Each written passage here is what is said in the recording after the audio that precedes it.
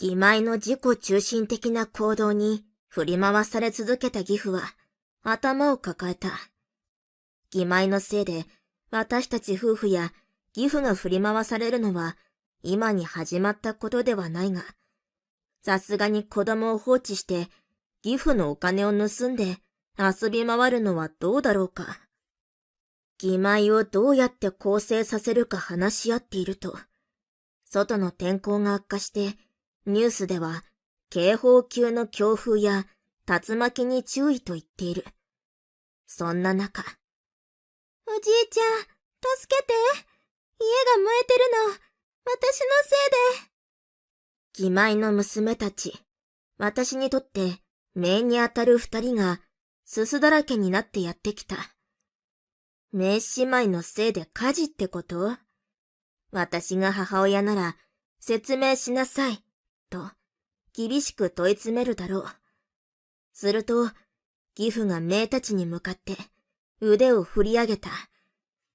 恐怖で体をこわばらせる姪姉妹だが、妹の方は足から出血していた。私たちは姪姉妹を病院に連れて行く車内から火災の通報をした。すると警察から思いもよらない事実を聞かされることに。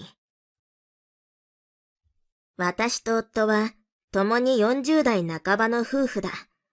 私たちは結婚して15年ほどになる。出会ったのが20代後半で、結婚もギリギリ20代だったため、私たちはすぐに妊活に励んだ。だがどうしても授からずに専門医の診察を受けると、私の体が妊娠しにくい体質だとわかる。どうしても子供を諦められない私は、夫の協力のもと、不妊治療に踏み切った。だが、それでも授かる兆しはなく、39歳の時に治療を断念した。私は今でも妊娠できない体の自分が憎く、夫に申し訳ない気持ちが消えていない。だが夫は、子供が欲しいから結婚をしたわけではない。私と家庭を持ちたいから結婚をしたと言ってくれた。これからは夫婦二人だけの家族の未来を見つめようと私のことを責めるどころか、辛い不妊治療をよく頑張ったね、ありがとうと慰めていたわってくれた。まだ心のどこかに夫に申し訳ない気持ちが消えずにあるが、夫と寄り添って生きていける幸せを感じることも増えていた。実際、子供を諦めたことを義父に伝えた時も、責められることはなかった。長男の嫁として無理をさせてすまなかったと逆に謝られたくらいだ。夫の実家は少し複雑だった。早くに義母を亡くした義父は、一人親の子供として世間から後ろ指さされないよう、長男である夫のことはとても厳しく育てたそうだ。文武両道、男たる者はこうでなければならないと、今では男女差別に近いような考えで育てられたらしい。そうやって育てられた夫の妻になることは、跡取りの男児を産まなくては、と、勝手に一人思い込み、突っ走っていたところが私にはあったと思う。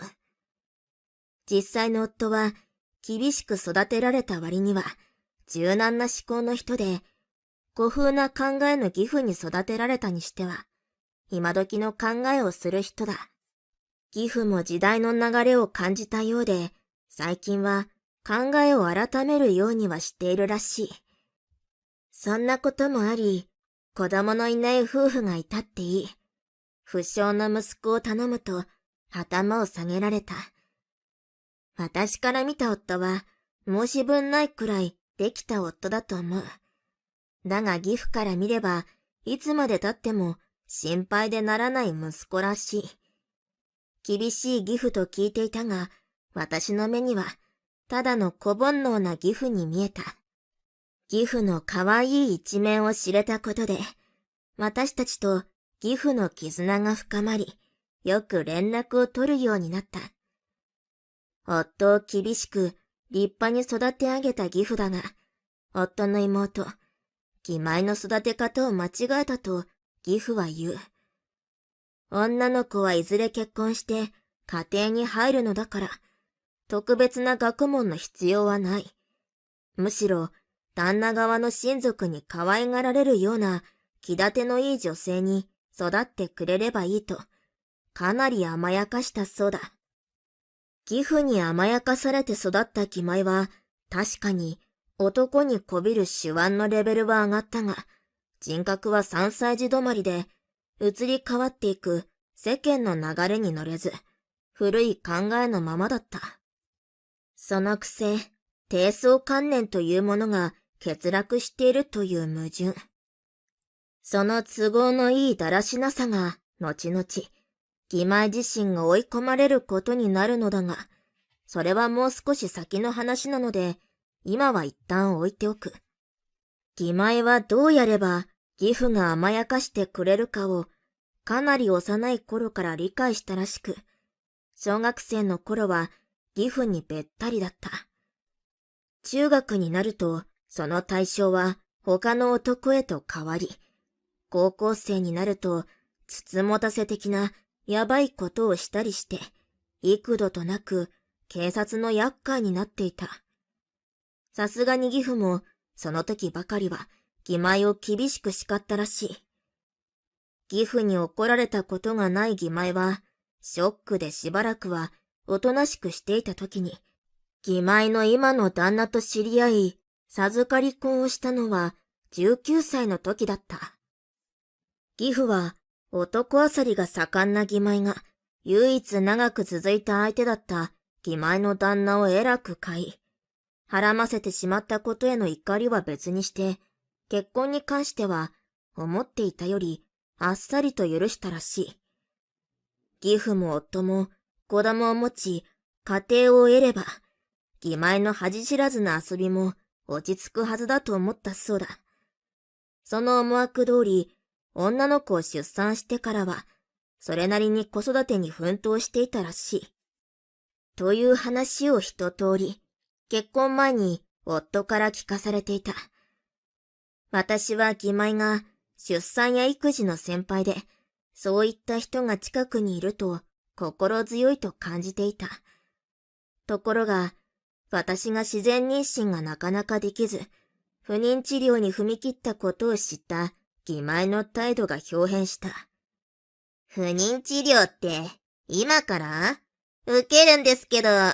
30代なんておばさんじゃん。おばさんがいくら不妊治療したって、無理無理。つうか、そんな金あったら私にちょうだい。子育てには金がかかるから、金をくれくれ言い始めた。また、不妊なんて女を語る詐欺行為だ。子宮の無駄遣いなど、私の女としての尊厳を見下し、馬鹿にする。不妊のやつは女を主張するなとか、生理や生理痛なんて不必要だから子宮を取っちゃえばとまで言われる。実は私は20歳を過ぎた頃から毎月重い生理痛に悩まされていた。夫はそれを理解してその時期の家事はすべて担当してくれたりと協力的だった。たまたまその時に義妹がやってきて、生理痛ってだけで家事サボれるなんて都合のいい言い訳だと私の生理痛を疑問視したのだ。しかも不妊女が生理とか受けるとバカ笑いをされた。10代のうちに産まないから子宮が錆びてんじゃねなど言いたい放題だ。女の価値は結婚して子供を産んで旦那に可愛がられることと言われて育ったらしく、それらを得た義妹は女の勝ち組だと思っているようだ。女は子供を産むべき論はすでに時代遅れで、義父の考えもそのあたりはしっかり更新されていた。義父は知り得た今時の常識を交えて、義妹の心ないこれらを注意してくれたが、19歳で親元を離れていることもあり、義父の威厳はすでになく、聞き流されて終わりだった。内心、義妹を見返してやる。絶対に妊娠しなくては、と思っていた時期もあった。焦れば焦るほど結果が伴わない。次第に、義妹に振り回されている感じがして、距離を置くようになると、少しずつ状況が好転して、不妊治療もいい方に進んだが、結局ダメだった。39歳で不妊治療を諦めた時も、義妹がやってきた。妊娠、結局ダメだったんだってね。うちの娘たち、貸してやってもいいけど、お母さんごっこでもやる？もちろん、レンタル料はもらうけど。私のことを冷やかし、なじるためにわざわざ来たのだった。しかも、夫の留守を見計らって。この時はさすがに、殺意にも似た感情がこみ上げて、それを抑え込むのが大変だった。夫が帰宅して、このことを話すと、二度と義妹を相手にしなくていい。出禁にしてやる。と言ってくれた。もちろん義妹に電話で苦情を入れてくれて、ギフとも情報を共有した。言うだけ無駄かと思うが、ギフからも再三注意をしてくれた。義妹とはこんな感じで、全く反りが合わないのだが、義妹の娘たちは私や夫にとても懐いていた。もともと義実家に来ていた名姉妹とよく顔を合わせていたのがきっかけだ。今は長女が中学生で、次女が5歳の名姉妹だが、私が彼女たちと親しくなったのは、5歳の名がまだ小さくて、こんな小さい子、まだ子供の長女が面倒を見てるの？と驚いたからだ。まだ同世代と遊びたい年頃だろうし、いくら面倒見がいいと言っても、小さい子供を連れて学校の友達と遊ぶのはやりにくいだろう。そんなこともあって、私が次女の姪を見ているから、学校のお友達と遊んできたらなんて声をかけたのがきっかけだったと記憶している。夫がいるときは我が家に連れて行ったりもしたことがある。それにかこつけて義妹が来たりしないかヒヤヒヤではあったが、そのあたりは義父がうまくごまかしたり、言い含めたりしてくれていたようだ。義父が言うには、自分の子供を放ってふらふらしている母親に意見する権利はない、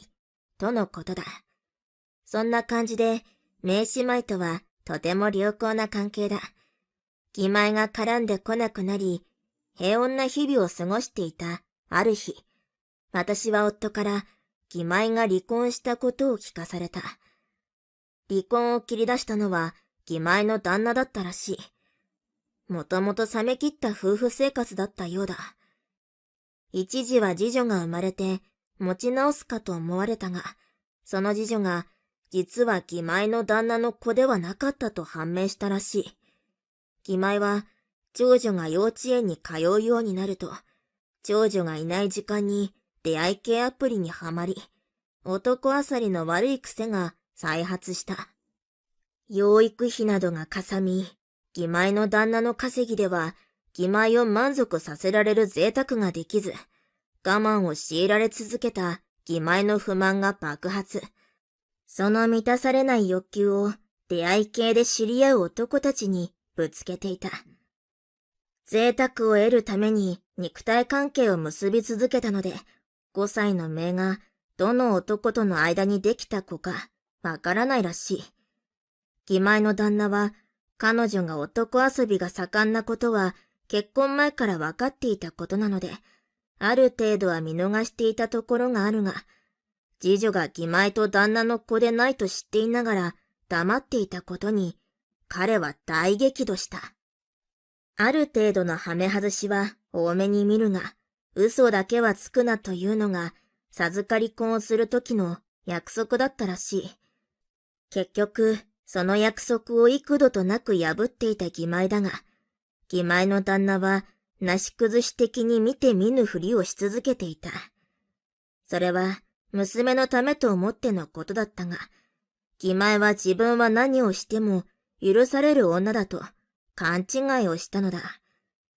義前の旦那はお情けで家を残してくれた。財産分与もしっかり行われたが、元旦那が請求した慰謝料を財産分与から支払うと、家以外何も残らなかった。このままでは生活できないので、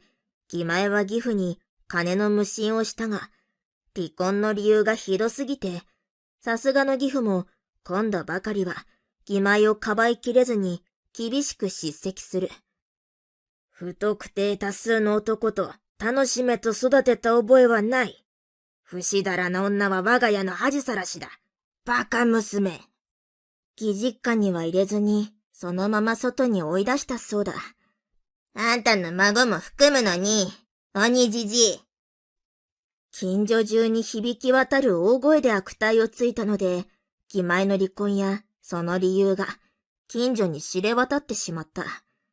その中で、元旦那と養育費のことで揉めていることが発覚した。義前は二人の子供の養育費を請求しているのに対し、別れた旦那は長女の分しか払わないと言っている。男遊びした相手との間にできた子供の養育費を払う義務も義理もない、というのが元旦那の言い分だそうだ。法律的にも支払わなくていい条件がいくつかあるらしく、元旦那の主張はそれらを満たしているとのことだ。だが義前は信じきって5年育てたんだから残りも責任持てよ、と意味不明な主張を繰り返しているらしい。そりゃ生活にも困るくらいお金が欲しいのだから、取れるところからは取りたい義前の気持ちもわからなくないが、5年間も実の子と騙され続けた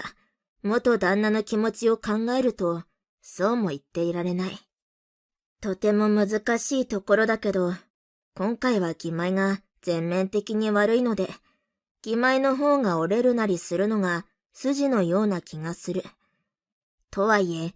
両親の離婚問題に名姉妹は関係なく、そのことで辛い思いをするのはかわいそうでならなかった。それに、誰か一人でも義前の力になる人がいれば、義前も心を入れ替えるかもしれないと、私は義前と名姉妹に力になれることがあれば、と協力を申し出た。やっぱり娘が欲しいんでしょ？不妊で子供産めないんだもんね。だったら、好きなだけ娘たちの世話をさせてあげる。2人も産んだ女の鏡の私に感謝しなさいよね。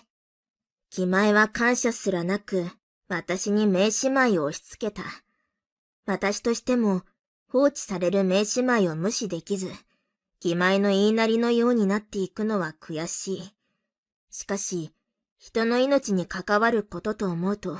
邪険にはできなかった。義父に援助を断られた義前は、義父の留守を見計らって、持って行った合鍵で忍び込み、お金を持ち逃げしたそうだ。他にも、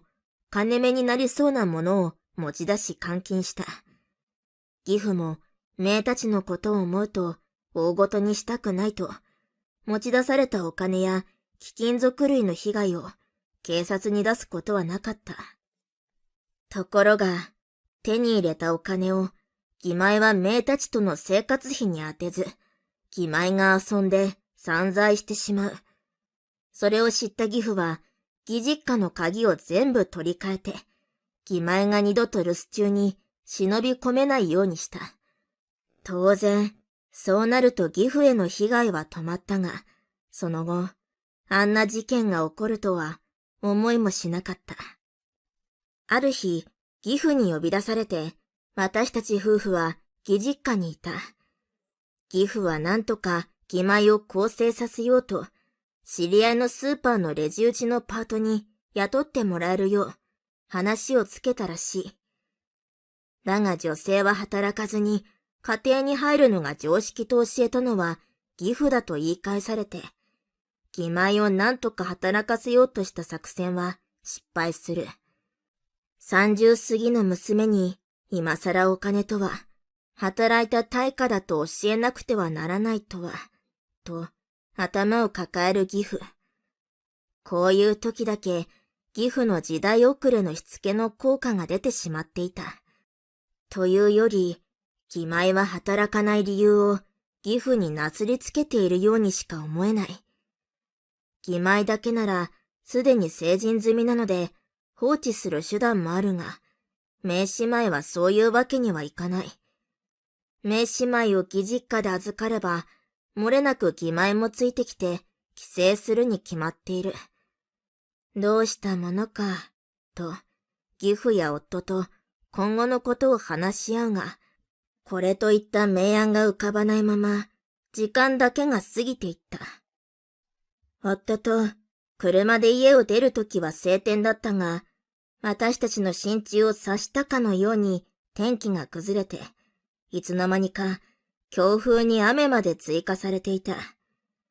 これ以上ひどくなる前に帰った方がいいと、義父に言われて帰る支度をしたときだった。玄関の扉を叩く音がした。子供の声で、助けてと言っている。その声に聞き覚えがあった。それは義父も同じで、玄関に走り、扉を開けると、そこには、すすで汚れた服を着た名姉妹が立っていた。中学生の姪が5歳の妹の手をつないで立っている。中学生の姪は、自分のせいで家が火事になって燃えているという。義父に、おじいちゃん助けて、と涙を浮かべていた。義父は手を振り上げる動作をしたので、名姉妹は驚いた恐怖で体を震わせる。だが、義父は怒ったから手を上げたのではなく、大きく振り上げた腕でしっかりと名姉妹を抱きしめた。抱きしめながら、よく無事で、と涙声だ。私も火事と聞いて驚いたが、名姉妹がこうしてここにいるのだから、ぼや程度だろうと安堵した。そうは言っても、放置していたら、本当に大火事になりかねないので、消防へ通報した。すると、すでに現地に向かっているとのことだった。ふと視線を下に向けると、5歳の妹の足から血が出ていた。どうしたの？と聞くと、逃げるときにテーブルにぶつかったら、お皿が落ちて割れた。その上を踏んでしまったからだと、中学生の姉が教えてくれた。すると夫が、車を回すから、タオルで足を巻いておけと指示を出す。破片が体内に入り込んだら大変なことになる。私はそばにあった洗いたてのタオルを引っ張って、5歳の妹の足に巻いた。そのまま抱きかかえて、夫が玄関正面に横付けした車に乗り込んだ。続くように、義父と中学生の姪も乗ると、夫の車が急発進をした。病院に向かう車内で、義父が中学生の姪に、どういうことかと、火事になるまでの経緯を説明するように求めた。そもそも義妹は何をしていると、夫も横から口を挟んだ。義妹は連日遊びに夢中で、ほとんど家にいないという。そのため、冷蔵庫などに残っているものを少しずつ食べながら生きながらえていたようだ。食事ができるようにとお金を置いて出かけてはくれなかったが、かろうじて電気やガスはまだ止まっておらず、少し肌寒くなった今も暖を取ることは可能のようだ。寝る寸前まで電気ストーブを使っていたが、寝るときは必ず消していたと断言する中学生の姪。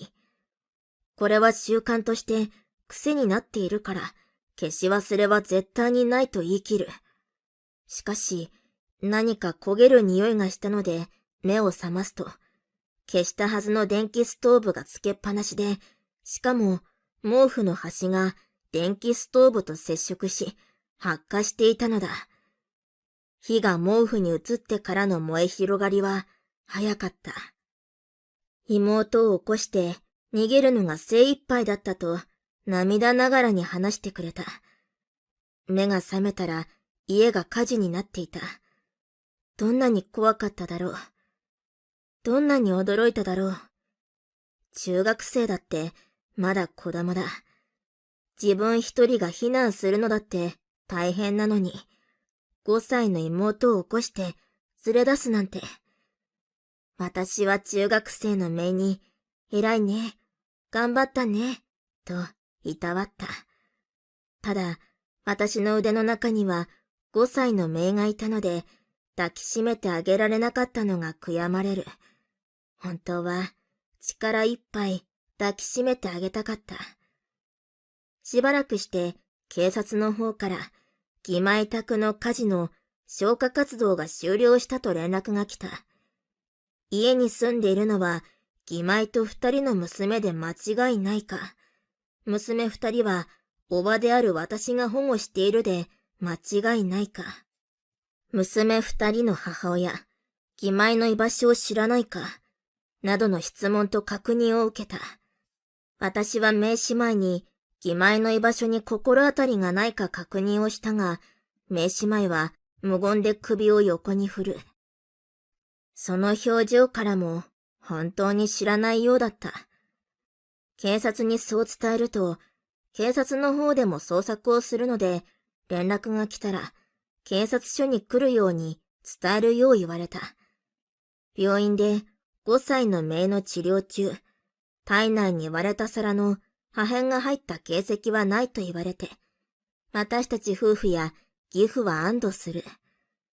中学生の姪も体中すすだらけだったので、一通り火傷などしていないか見てもらうことになった。そんな中、私たち大人3人は同じことを思っていた。姪姉妹は私たち夫婦や義父がひいき目に見なくても、同じ年頃の子よりはしっかりしていた。人は体に染みついた習慣を意外と無意識にやってしまうことがある。寝る前に電気ストーブを止めるは、義妹がいなくても徹底していたようなので、消し忘れはないはずだ。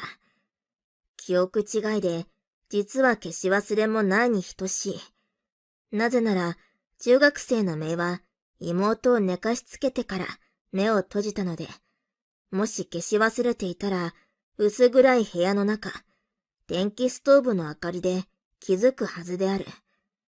戸締まりもしっかりして、玄関の鍵もしっかり閉めたといった中学生の姪は、火事で外に出るとき、玄関の鍵を開けて逃げたとも言っていた。ということは、外部から誰かが侵入したというより、合鍵を持った誰かが鍵を開けて中に入り込み、ストーブの消し忘れで火事になるよう細工したに違いない。そんなことができるのは一人しかいない。義妹だ。しかも、所在がわからないというのも怪しい。翌日、警察から連絡が来た。現場検証をした結果、義妹が細工した可能性が強く、重要参考人として捜索していると伝えられた。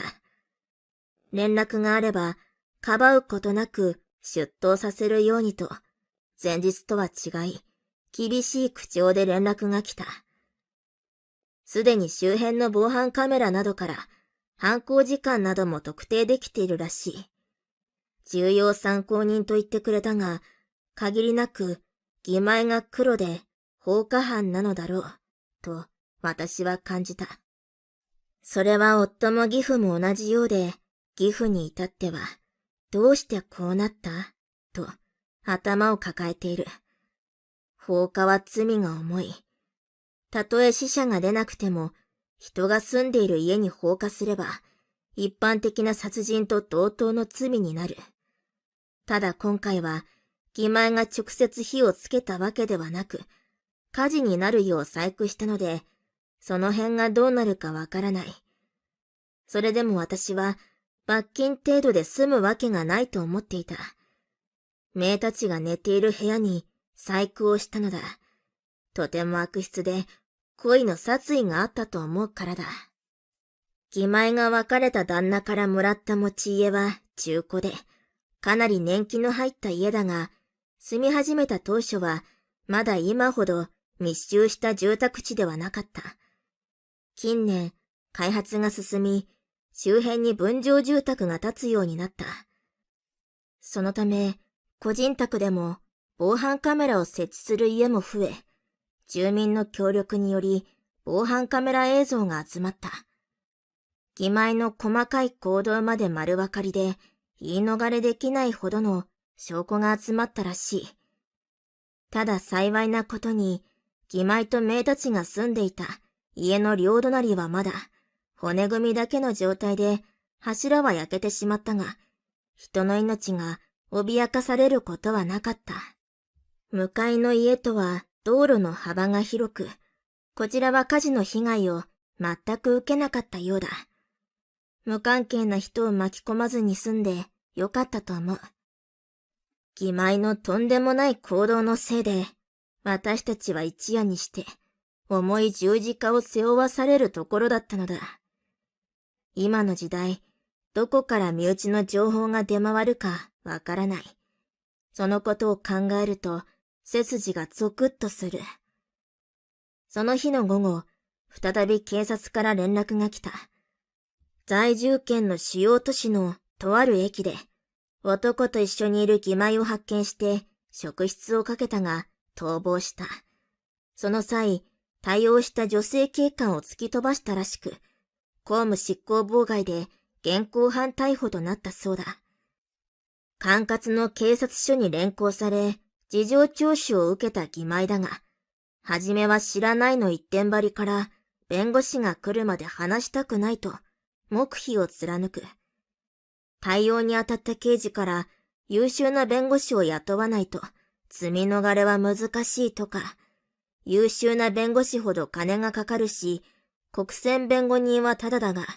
変なのに当たると形式的なことしかしないなど、義妹にとって一番の軽減は素直に白状することだ、と説き伏せられたそうだ。どうにかして罪逃れをしたかった義妹は態度を一変させ、聞かれたことに素直に答えたらしい。義妹は子持ちであることを隠し、出会い系アプリで知り合った男性と再婚寸前までこぎつけたが、姪姉妹がいると分かったら相手に逃げられるかもしれないし、子育てに追われて老けていくだけの人生なんて絶対に嫌。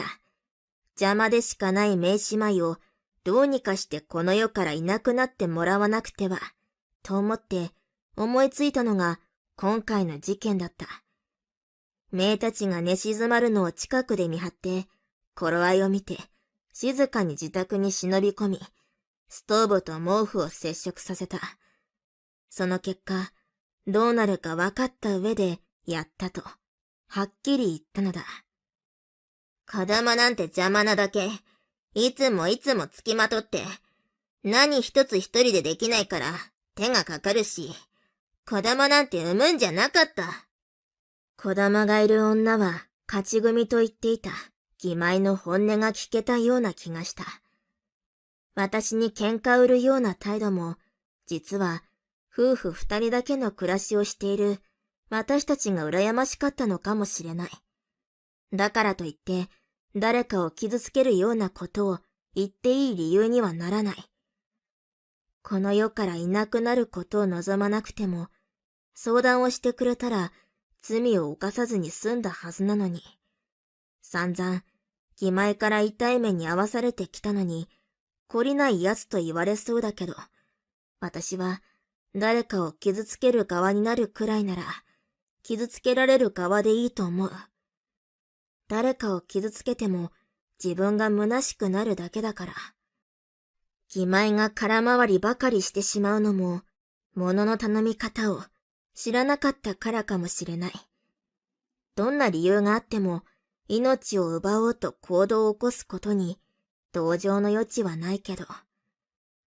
数ヶ月後、義妹に判決が下る。素直にすべてを自供したが、罪の軽減にはならなかった。そもそも、住居への放火は重罪なのだ。たとえ被害者が出なくても、だ。計画性や自己中心的な悪質な考えなどもあり、塀の中で犯した罪の重さを反省するようにと言われたくらいだ。模範囚となって早く仮釈放になっても、中学生の姪の成人には間に合わないだろう。それくらい重い判決が出た。義妹が再婚するはずだった男は、義妹がそんなことをしたとは全く知らず、そもそも子供がいることを事件を通して初めて知ったのだ。恐ろしい女だと面会にも行かず、ただ一言、二度と目の前に現れるな、と書かれたメモが渡っただけで破局となった。義妹は男との結婚生活のためにしたことなのに、と塀の中で大泣きをして、他の囚人や刑務官に迷惑をかけたそうだ。義妹はそれがきっかけでいじりの対象になり、日々嫌味を言われているらしい。姪姉妹は事件のショックで心に傷を負った。私たち夫婦と義父は義妹の起こした罪を隠していたが、当事者である姪姉妹は自分たちの身に何が起こったのか、すでに分かっていたのだ。私たち夫婦は医療の方面や他にも姪姉妹を助けられる方法はないかと翻弄しながら常に姪姉妹に寄り添い続けた。5歳の姪は一時、ショックで話をしなくなったが、今では少しずつ表情も豊かになり、私を母親のように慕ってくれる。私たち夫婦は姪姉妹に事件を忘れさせるため、2人を連れて引っ越した。幸い、中学生の姪は転校先の学校の雰囲気が合っていたようだ。最近は仲のいい友達もできて、学校に行くのがとても楽しいという。姪姉妹はまだまだ回復途中の段階だが、義妹の記憶が色濃く残る土地から離れ、新天地に引っ越したことがいい影響を及ぼしたようだ。義父は義妹の件と同じ過ちはしたくないと、今時の子育てを学び始めた。地域の子育てコミュニティなどにも率先して参加をしている。週末は姪姉妹を連れて義実家へ遊びに行き、大好きなおじいちゃんと家族水入らずの時間を過ごしている。そして私たちは姪姉妹と養子縁組をすることにした。私たちの事情を知らない人は私たちのことを本当の家族だと思っている。それくらい私たちは協力して助け合い、みんなが幸せになれる場所を作っている。これからもっともっと姪姉妹を幸せにするために、家族全員で前を向いて歩き続けるつもりだ。